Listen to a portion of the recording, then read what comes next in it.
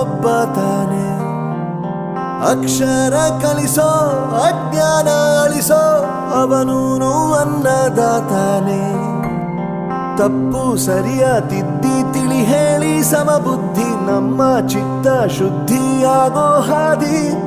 ಎಷ್ಟೇ ದೂರ ಹೋದ್ರೂ ಮರಿಬೇಡ ನಿನ್ನ ಬೇರು, ನಿನ್ನ ಸಾಧನೆಗೆಲ್ಲ ಇದುವೇ ಆದಿ.